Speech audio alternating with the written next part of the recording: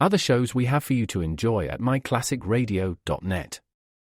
The Avengers was most certainly not a household name in South Africa prior to the radio series. With no national television service until 1976, the mechanism simply was not present in the country to show television programs to mass audiences. While many other countries reveled in the filmed adventures of John Steed and company, South Africa was not equipped to join in the fun. The series took Britain by storm and made a major impression in the American markets, being that greatest of rarities, a British series given a network transmission slot. However, as a filmed series, rather than a videotaped one, The Avengers was able to gain a modicum of exposure in South Africa through film rentals. Come and listen at myclassicradio.net. Other shows we have for you to enjoy at myclassicradio.net. The Black Museum was a 1951 radio crime drama program independently produced by Harry Alan Towers and based on real-life cases from the files of Scotland Yard's Black Museum. Ira Marion was the scriptwriter, and music for the series was composed and conducted by Sidney Torch. Although often mistakenly cited as being produced for the BBC, the series was produced and syndicated commercially by Towers throughout the English-speaking world. Come and listen at myclassicradio.net.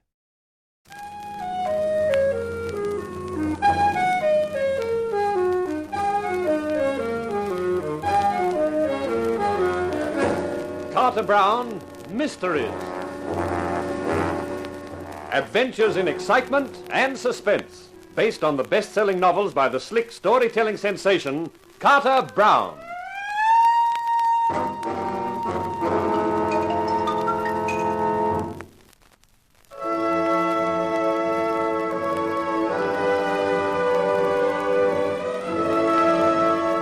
Any actor worth his salt is generally nervous before a performance is due to begin.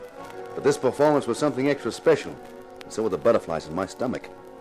Because this program of There's No Future in Murder, which starred me, Rockstone, as television's Inspector Rockstone, was going to be devoted to disclosing the murder of Hannah Vogue, I hoped. That was why only part of the show had been planned, the early part. The rest of it had to be an impromptu affair with me in charge and with music improvised from the orchestra whenever I gave the signal. The signal was to be each time I scratched my ear. I only hoped the viewers wouldn't think their favorite cop had suddenly gone deaf. 15 seconds. Everybody quiet. I watched our sponsor, Aldous Lacey, bracing himself as he faced number one camera. The orchestra leader stood with his baton raised as the seconds ticked away. And then, the show was underway.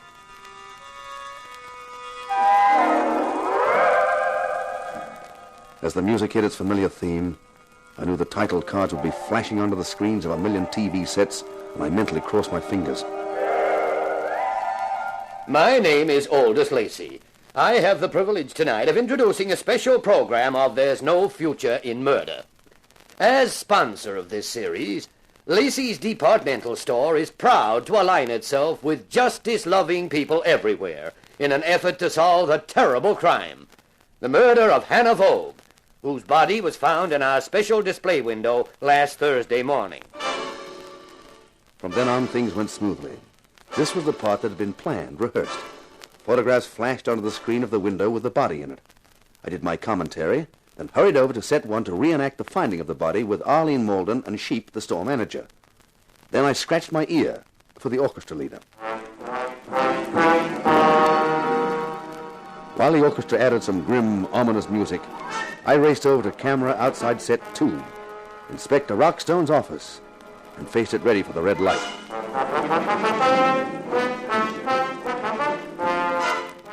Ladies and gentlemen, you have seen the discovery of the body of Hannah Vogue. In my office, which I shall enter in a moment, a group of people have been gathered. I shall interview them. You have seen me do this many times, but I ask you to remember that tonight I am not an actor playing a role. I am a man, a citizen, trying to solve the murder of a beautiful girl. I am really you, a part of you. I am a conscience, yours and mine. The conscience of a city raising its voice to demand that justice should be done and the evildoer brought to a reckoning. All right, ladies and gentlemen. You all know what has happened. I am going to question you about the murder of Hannah Vogue. I know I have already asked you many questions in the last few days, but this time I shall be asking them in an effort to build up a pattern, a picture of Hannah Vogue's life, and perhaps, because of that, a picture of her death, of why she had to die. Firstly, Mr. Lacey. Me? You are Aldous Lacey, managing director of Lacey's Departmental Store. Why, of course I am. You knew the deceased, Hannah Vogue? Yes, I knew her. How much were you paying a month for the rental of her apartment?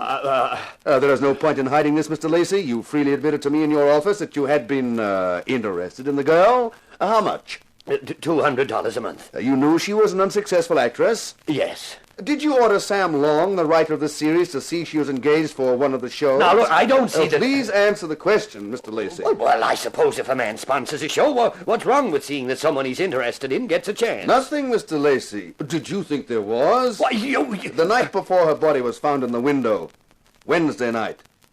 Did you see her that night? Oh, we had dinner, and then she had to leave. You didn't go with her? No. Thank you. Miss Shaw, please. Yes, Inspector Stone. Your name is Lois Shaw, and you were a friend of Hannah Vogue. That's correct. You were staying at her apartment the night before the murder. Yes, I was. When did you last see her alive? That evening. She left about 6:30. She said she was going to dinner. She never came back. Thank you, Miss Shaw. Mr. Lacey, this girl was living in an apartment rented by you. She knew you very well. Well enough to realize you had a secret. She found out that secret. When you discovered she'd found out... It's a lie. I had no secret. I had nothing to be ashamed of, to be kept hidden. Didn't you, Lacey? Suppose I were to remind you of an investment you made a year ago. Investment? A short-term investment with high return. An investment placed in the hands of Tony Seguera, advisor to a group of men commonly known as the Syndicate. An investment with no papers signed and paid back to you, capital and interest, only last month. Wasn't that what you wanted kept quiet? That a supposedly respectable businessman like you had invested money in the Syndicate? Well, why should I want to keep it quiet? Oh, come, Mr. Lacey. Even a child has some idea of what the name Syndicate means today.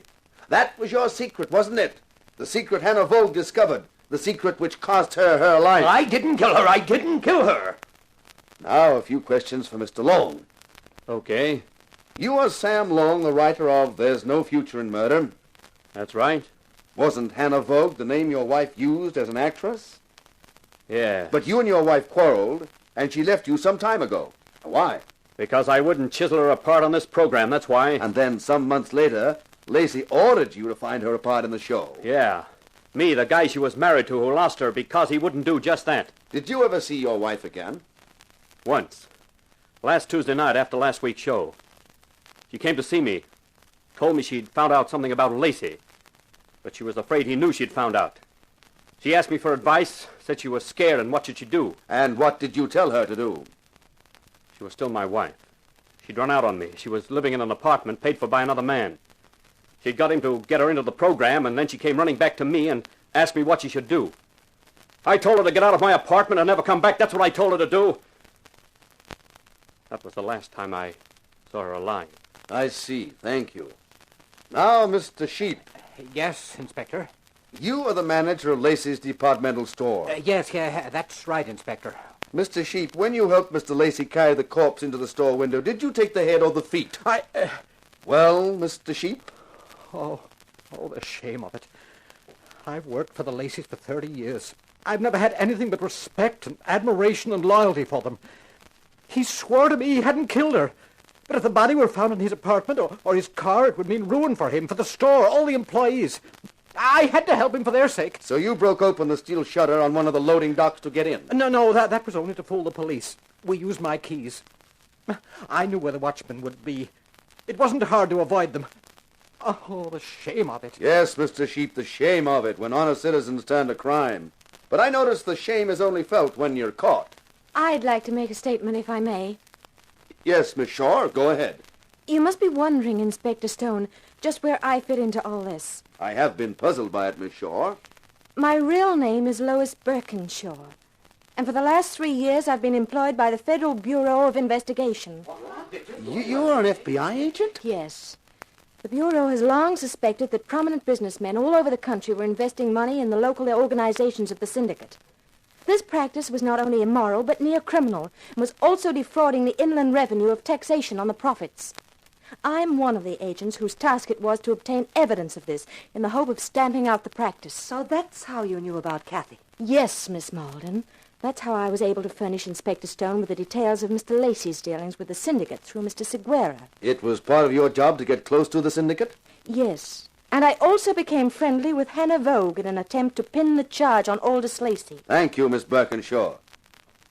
Now we'd better clear up something with Miss Malden. Yes, Inspector. You are Arlene Malden, the producer of this show. Yes? The name you mentioned a moment ago, Kathy, was the name of your sister who was recently found drowned in San Antonio? That's right. Isn't it a fact that your sister had been living under the protection of Aldous Lacey? Yes. Well, That he'd thrown her over and she wrote you a letter saying she knew something about him and intended to make him pay for it? Yes. You destroyed that letter and said nothing about it in the coroner's court for lack of proof and to avoid scandal. That's correct. No, it's a lie. You witch, you lying devilish Take it boy. easy, Lacey.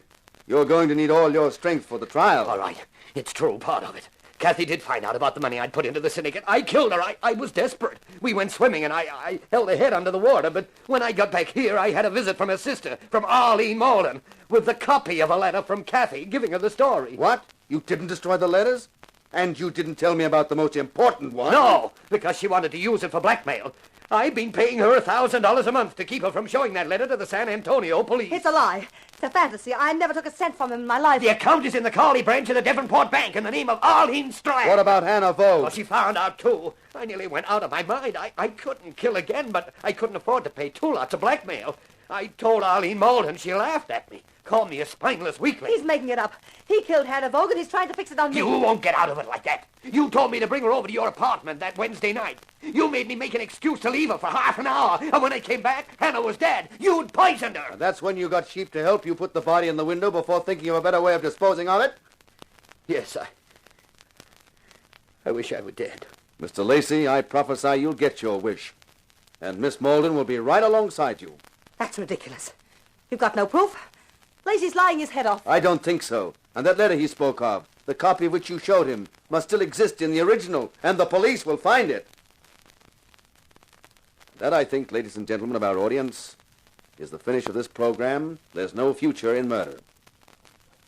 I have only one announcement to make. I said before that I was an actor, a man whose conscience was part of your conscience, those of you who are watching me now. This program was brought to you tonight by your own faith and honesty, sponsored by your pride in your city and its people. When something like this program tonight can happen, and does, our city is a good place to live in. Good night. I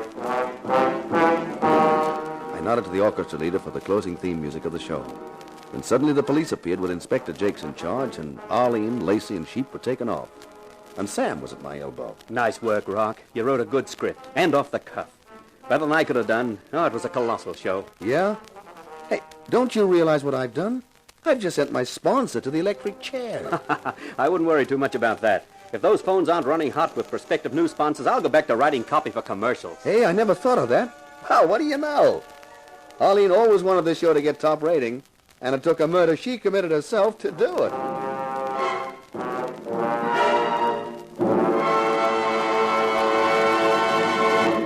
This is Carter Brown. Well, I guess after that story, nobody's going to want me to write for TV. But you know, I agree with my hero. There's no future in murder, except in writing about it. And it's fun, too. I'll be back again with another story for you, called Hazard in Hong Kong, and the hero's name is Tony Masters. Or at least, that's the name he finds himself saddled with. If you're listening, you'll find out why. Meanwhile, this is Carter Brown saying, so long for now. Be seeing you.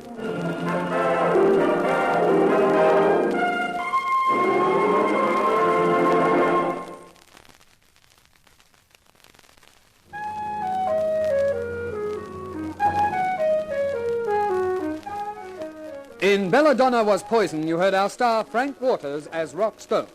The Carter Brown Mystery Theatre, based on the best-selling novels by Carter Brown, is dramatized and directed by Maurice Travers for Grace Gibson Radio Productions.